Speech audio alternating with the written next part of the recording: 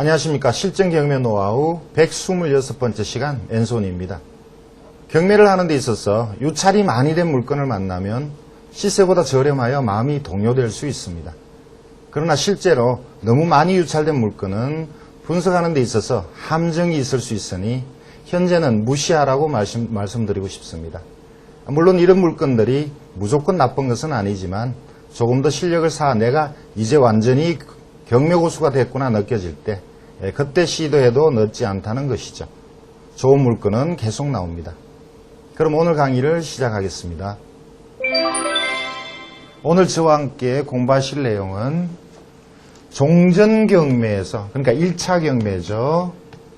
대항력이 있고 배당을 못 받은 임차인이 계속 주택에 점유하고 있다가 두 번째 경매가 진행될 때 과연 배당을 받느냐, 대항력이 유지되느냐, 이런 내용을 같이 배우시겠습니다.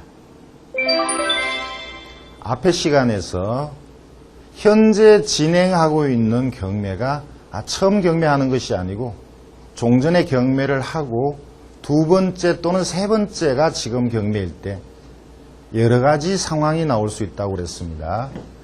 이런 것은 주택에 해당되는 거죠. 토지에서는 해당되지 않습니다. 주택의 임차인이 종전의 경매에서 소유자나 임차인이었다가 두 번째나 또는 세 번째 현재의 그 경매에서 그 점유자가 계속 남아있을 때 어떤 대항력을 가지느냐, 이미 말씀드린 것을 간단하게 한 번 더 정리를 하죠. 전 소유자가 계속 임차인으로 남아있을 때, 자, 전 소유자로부터 이것을 낙찰받은 낙찰자, 현 소유자죠. 낙찰자가 소유권을 이전받은 날로부터 종전 소유자는 현 소유자에게 소유권이 이전된 날로부터 임차인이 된다고 그랬습니다. 그것이 대법원 판례고, 그래서 예를 들어서 4월 19일 날 낙찰자에게 소유권 이전됐다면 임차인도, 전소유자도 이날부터 임차인이 되고 대항력은 4월 20일 0시부터 발생한다고 말씀드렸죠. 그런데 4월 19일 날 현재의 소유자가 소유권을 이전할 때 저당권도 같이 설정했다면 결국 대항력은 없는 게 되죠. 4월 19일 이후에 저당권을 설정했다면 그때는 전 소유자가 새로운 낙찰자와 언제 계약했는데에 따라서 그날로부터, 계약한 날로부터 임차인이 되니까 그때는 또 별도로 따져서 경우에 따라서는 대항력이 생길 때도 있습니다. 자, 두 번째, 이번에는 전 소유자가 아니고 임차인인 경우. 자, 임차인이 경매를 당하고 이것이 낙찰자와 다시 재계약하고 임차인이 됐을 경우, 재계약을 했을 경우는 재계약한 날로부터 임차인입니다. 살기는 그전부터 오랫동안 살아왔지만 새로운 낙찰자와 재계약한 날로부터 임차인이 되고, 이 재계약한 날이 낙찰자가 소유권을 이전, 다시 말씀드리죠. 여기서는 취득을 얘기합니다. 취득하기 전에 계약을 했다면 이 임차인은 낙찰자가 소유권 취득하는 즉시 임차인으로서의 대항력이 발생한다고 그랬습니다. 예를 들어서 4월 17일 날 계약을 하고 종전부터 살던 임차인과 새로운 낙찰자가 계약을 하고 4월 19일에 낙찰자가 소유권을 이전하고 같은 날 건저당을 설정했을 때 이 계약의 효력은 낙찰자가 소유권을 취득하는 즉시 발생하니까 건저당보다 앞선다는 거죠. 그래서 대항력이 있다고 그랬습니다. 자, 지금 이렇게 말씀드린 것이 종전경매의 임차인 또는 전 소유자에 대한 대항력에 대한 판단하는 내용입니다. 하나 빠진 내용이 있어서 추가로 말씀드리려 합니다. 만약에 종전경매에서 임차인이 대항력이 있다. 자, 대항력이 있을 경우에 이것을 현재 새로운 낙찰자하고 재계약했을 때는 앞에 미리 말씀을 드린 내용과 같습니다. 재계약한 때가 언제냐? 거기에 따라서 대항력이 있기도 하고 대항력이 없기도 합니다. 재계약한 것이 아니고 종전경매 임차인이 대항력이 있는데 배당을 못 받고 못 받은 금액에 대해서 낙찰자에게 대항력이 있으니까 인수를 주장할 수 있죠. 그런데 재계약하지 않고 못 받은 그 상태로 그대로 점유를 계속하고 있었다. 계약을 하지 않은 경우입니다.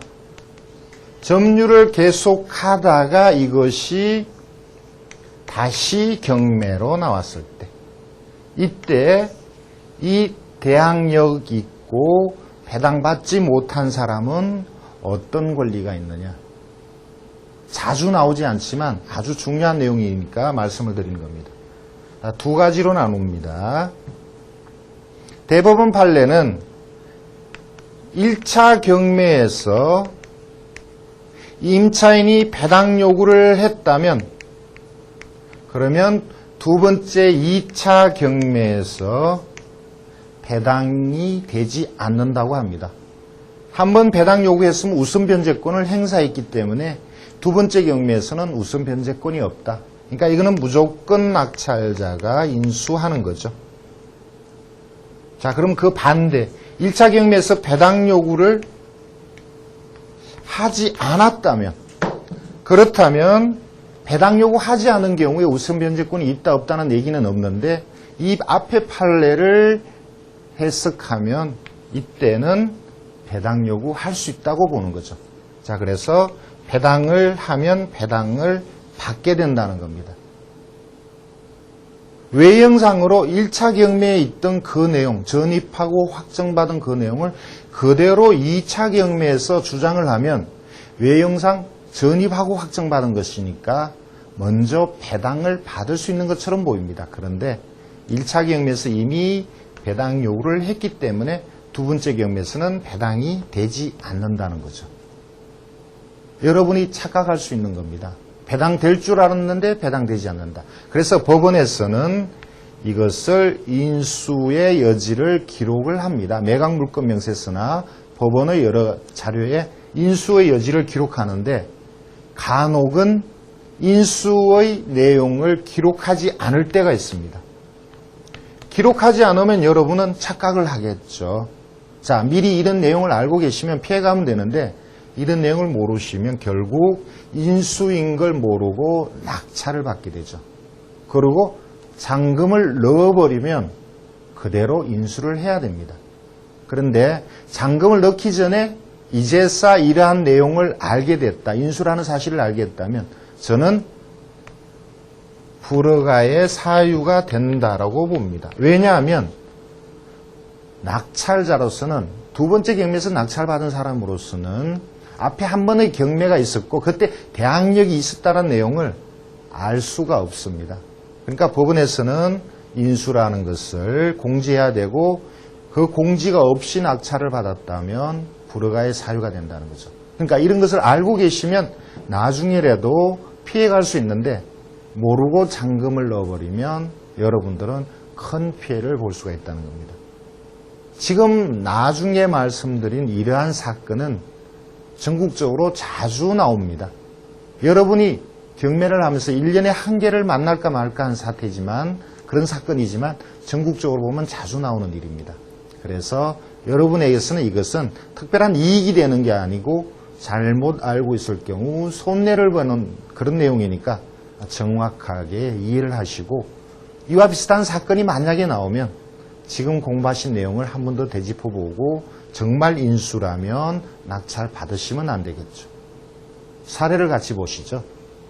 자, 저와 함께 사례를 볼까요?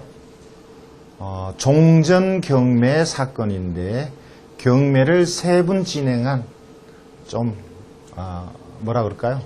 기가 세다 그럴까요? 그런 물건이 되겠습니다. 서울시 도봉구에 단독주택이 경매로 나왔습니다. 98년 사건입니다. 자, 대지가 175평방, 그리고 건물이 있죠. 감정가가 1억 7,700인데 여기 나오는 것처럼 가격이 많이 떨어졌습니다. 2,900까지 떨어졌네요. 자, 이것은 대항력이 있는 임차인 때문입니다. 여기서 보시면 이 시가 있습니다. 96년 전입인데 확정을 늦게 받았나요? 그래서 보증금 7천인데 배당을 받는 순서가 저당권보다 늦어집니다. 저당권은 96년 4월, 임차인은 전입은 96년 3월인데 확정이 97년 1월이어서 두 개 중에 늦은 날짜, 97년에 의해서 우선 변제권이 있으니까 저당보다 늦게 배당을 받죠. 자, 저당이 9,700을 먼저 낙찰가에서 배당받고 남는 돈이 있다면 그때 임차인에게 가는데 이게 98년, 99년 IMF 이후니까 당연히 가격이 많이 떨어질 때인데 더군다나 임차인이 배당 순서가 밀려서 배당을 못 받을 가능성이 있고 그리고 그 배당금을 대항력이 있으니까 낙찰자가 인수를 해야 되죠. 그렇다면 결국 낙찰되는 금액에서 7천을 인수를 해야 되니까 가격이 이렇게까지 떨어진 거죠. 당연히 그렇게 됩니다. 최종적으로 3천만 원에 낙찰되고 7천을 인수했으니까 1억 7천짜리 집을 1억 정도의 낙찰을 받았네요. 99년이면 충분히 있을 수 있는 일이죠. 자, 그러면 이렇게 낙찰된 이 집을 당연히 이 시는 낙찰자에게 7천만 원의 대항력을 주장하겠죠. 낙찰자는 이 7천을 물어줘야 됩니다. 자, 여기서 이 시는 일단 배당 요구를 했다라는 것을 여러분들이 체크를 해 두시죠. 한번 경매에서 배당 요구를 하게 되면 만약에 이것이 또다시 경매에 나올 경우 그때는 배당 요구해도 배당이 되지 않기 때문입니다. 여기서 이 시가 배당 요구를 했습니다. 그리고 낙찰자가 소유권을 취득했는데 이것이 두 번째 경매가 또 나오게 되는 거죠. 자, 다음 내용 두 번째 경매를 보겠습니다. 똑같은 주소에 이 주택이 이번에는 1억 7,200입니다. 아까와 비슷한 금액이죠. 또 경매가 되고 그 운명의 이 씨가 여전히 여기에 임차인으로 살고 있습니다.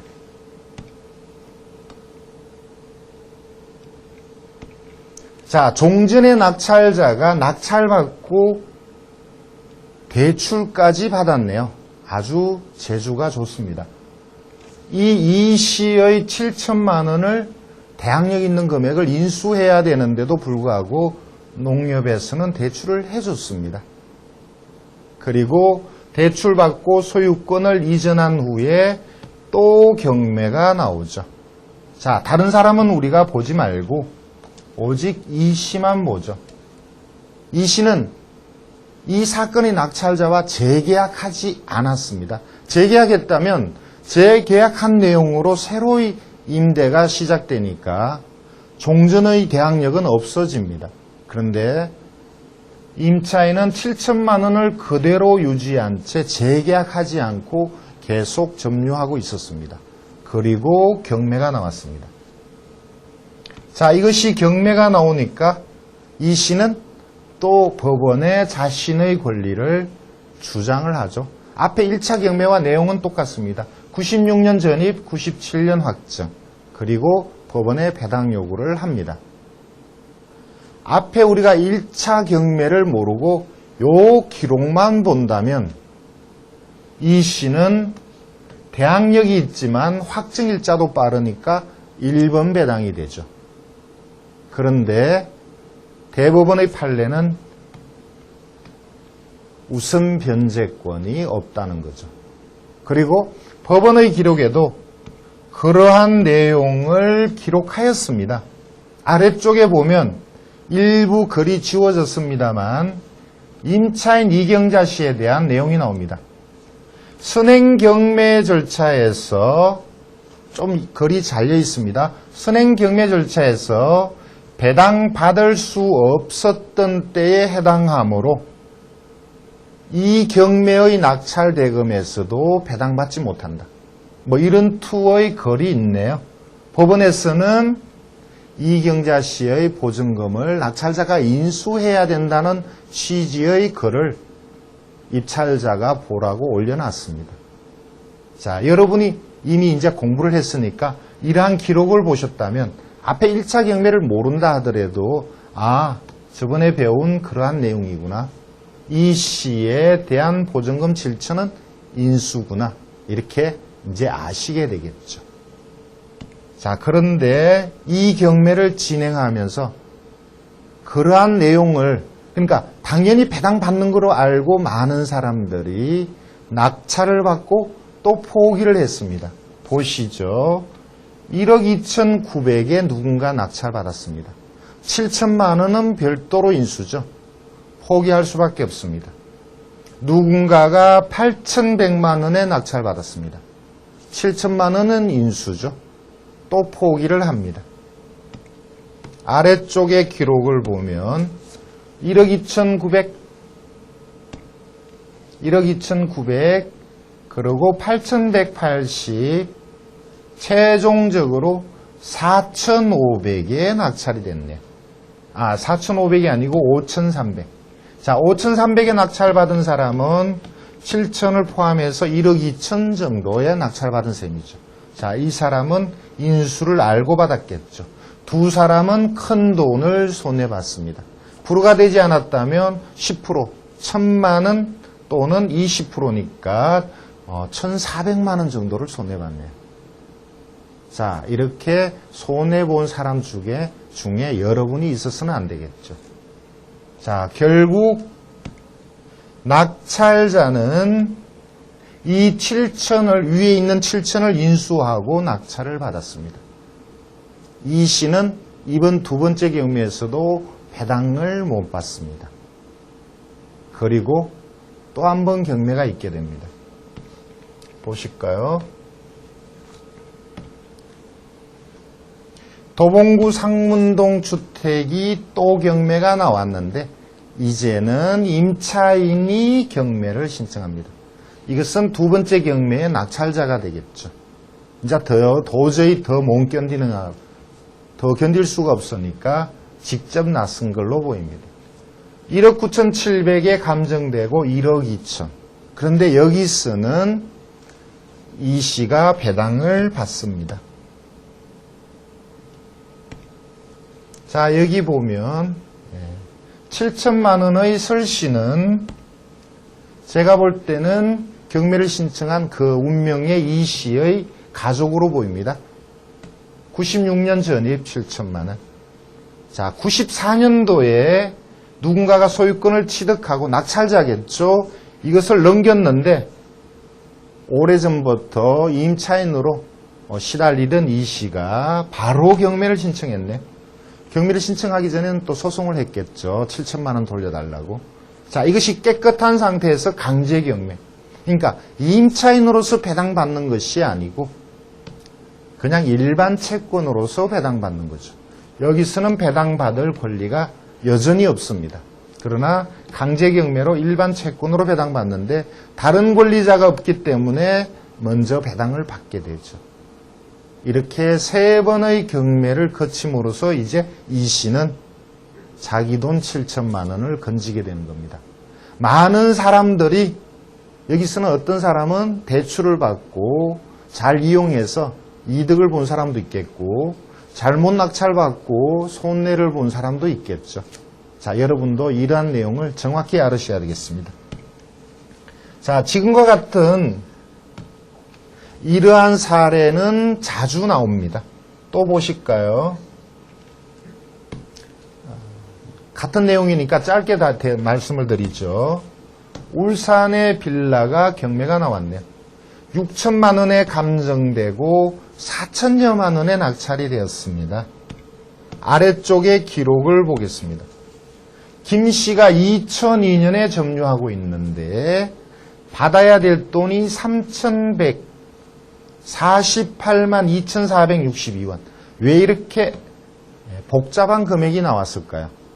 자, 아래쪽에 등기부를 보면 서 씨가 낙찰을 받고 다른 사람한테 팔았다는 기록이 나오는데 경매는 임차인이 신청했네요. 그리고 아래쪽에 아주 중요한 내용이 나옵니다. 임차인 김 씨의 권리에 대한 법원의 공지죠. 읽어보겠습니다. 본 경매 신청인이자 전 경매, 그러니까 두 번째 경매라는 얘기죠. 낙찰을 받았으니까 두 번째 경매입니다.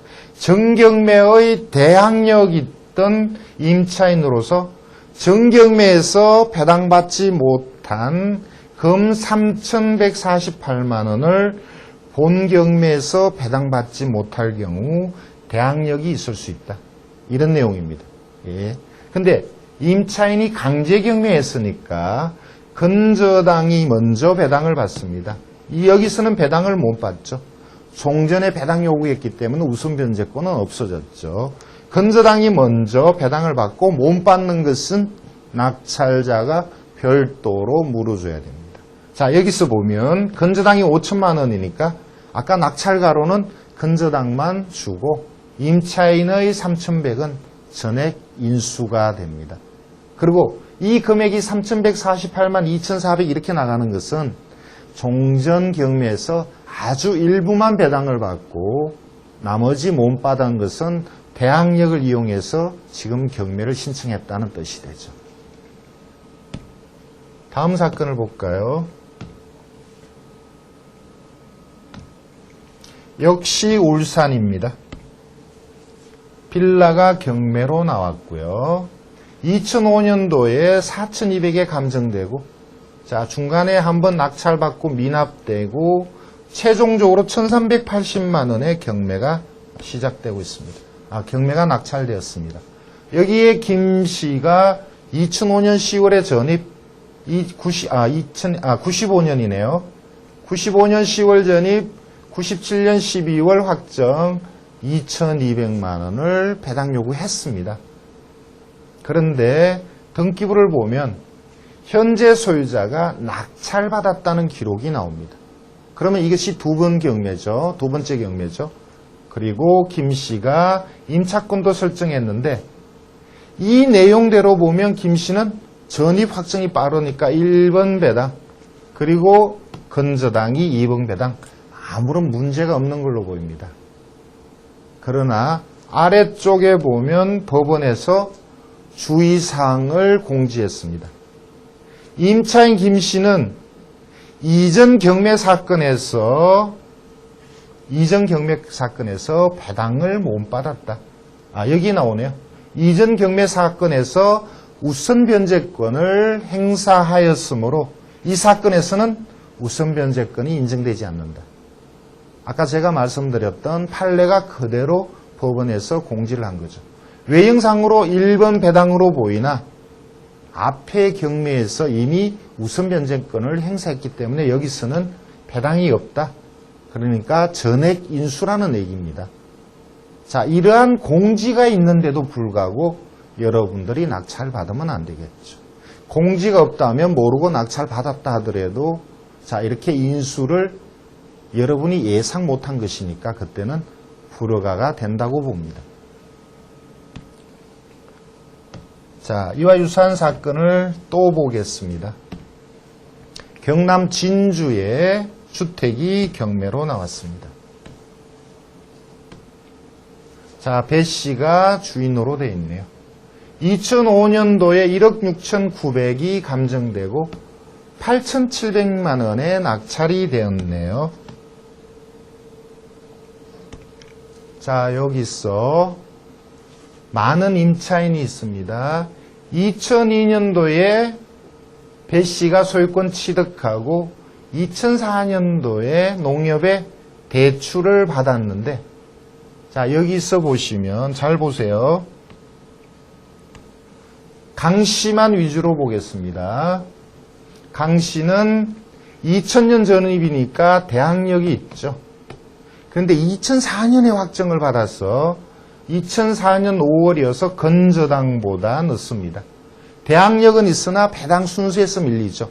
자, 여기서 1번, 2번 먼저 배당받고 강 씨는 배당이 없습니다. 그렇다면 이 2,700원 낙찰자가 인수해야 되죠. 강 씨에게 아마 소액 일부만 배당된 걸로 보입니다. 2004년 건저당이면 여기가 진주니까 3천만 원 이하 임차인에게 1200이 배당되죠. 2700 중에 1200이 배당되고 1500이 인수가 됐습니다. 자, 낙찰자는 강 씨에게 1500을 줘야 되는데 강 씨에게 지급하지 않으니까 강 씨가 이번에는 경매를 신청합니다. 다음 사건을 볼까요?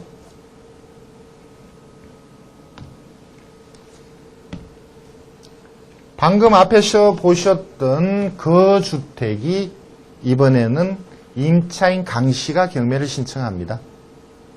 못 돌려받은, 앞에 사건에서 못 돌려받은 1,500원을 낙찰자가 주지 않으니까 경매를 신청한 거죠. 1억 6,700짜리가 낙찰이 되었는데, 자, 강 씨에 대한 기록을 보실까요? 강 씨는 2000년 전입, 2004년 확정인데 1,500으로 나타납니다. 아까 2,700이었는데 이제 1,500이죠. 왜냐하면 1,200을 배당받았기 때문입니다. 자, 등기부를 보면 2005년도에 건저당이 1순위로 되어 있고 요 내용으로 보면 강 씨는 대항력이 있고 우선 변제권이 있고 1번 배당으로 보입니다. 그러나 종전 경매에서 우선 변제권을 행사했기 때문에 배당이 되지 않죠. 낙찰자가 1,500만 원을 별도로 인수해야 되는 사건입니다. 그런데 법원에서는 어디에도 그러한 기록이 나타나지 않습니다. 임차인 강 씨에게 배당이 되는 것처럼 보입니다. 만약에 여러분이 낙찰받고 배당되는 걸로 알고 있다가 소유권을 다 취득하고 취득한 날로부터 한 달 후에 배당이 되죠. 배당될 때 강 씨에게 배당이 안 되면 여러분은 그때서 의아하게 생각하겠죠. 왜 강 씨에게 배당 안 되냐? 대법원 판례가 배당을 하면 안 되게 돼 있기 때문이죠. 그런데 그때 여러분들이 후회할 때는 늦었습니다. 그래서 이러한 내용을 미리 아시고 혹 늦게 알았다 하더라도 잔금 내기 전에는 이 내용을 해결을 해야 합니다. 다음 사건을 볼까요?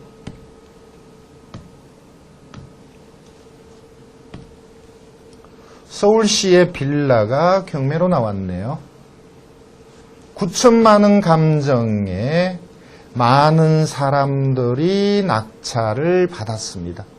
그런데 대금 미납으로 나옵니다. 왜 그랬을까요? 현재 2008년 6월에 아직도 경매가 진행 중입니다. 1년 동안 경매를 하고 있네요. 자, 이것은 법원의 기록을 많은 사람들이 무시했기 때문입니다. 자, 여기서 보시면 김 씨가 2003년 2월 달에 전입 확정으로 보이는데 이 내용은 정확한지는 모르겠습니다만 아래쪽에 보면 누군가가 낙찰을 받았죠. 정 씨. 그리고 같은 날 건저당을, 같은 날은 아니군요. 2006년 7월 달에 건저당을 설정하고 그리고 현재 경매가 진행 중인데 이 김 씨의 보증금에 대해서 특별한 내용을 공지하였습니다. 제가 읽어봐 드리죠. 자, 임차인 김 씨. 우리 법원, 이 경매를 진행하는 법원을 얘기하죠. 2004 타경 9493호 경매 절차에서 매수인에게 대항력 있는 임차인으로 권리신고하고 배당기일에 1,000만 원 정도를 배당받았다. 나머지 잔액에 대해서 이 사건 경매 절차의 매수인이 이를 인수하게 되니 매수신고 시 이를 고려해라. 이 사람은 배당이 안 된다. 그런데 이렇게 경고를 했음에도 불구하고 빌라가 호재가 있는 지역의 빌라니까 많은 사람들이 덤볐습니다. 자, 이러한 사건의 이러한 판례를 전혀 모르기 때문에 이런 내용을 무시한 거죠. 전입하고 확정받았으니까 1순위 배당이다. 이렇게 착각한 거죠. 아예 배당이 없습니다. 그래서 세 사람이나 낙찰받고 포기한 거죠. 여러분은 인수를 고려하고 입찰해야 합니다. 5천만 원이 인수입니다. 자, 이러한 내용을 아시면 실수하지 않겠죠. 자, 여러분들이 앞으로 계속 기억하셔야 될 그런 내용이 되겠습니다. 종전경매의 대항력 있는 임차인이 새로운 낙찰자와 재계약하지 않고 계속 점유하고 있다가 두 번째 경매가 될 경우 이때 이 종전경매의 대항력 임차인의 보증금을 낙찰자가 인수할 때가 있으므로 조심하셔야 합니다. 종전경매의 대항력 있는 임차인이 배당되지 않고 낙찰자의 인수라는 법원의 기록이 없이 인수일 경우 제 생각에는 이것은 불허가의 사유가 된다고 봅니다.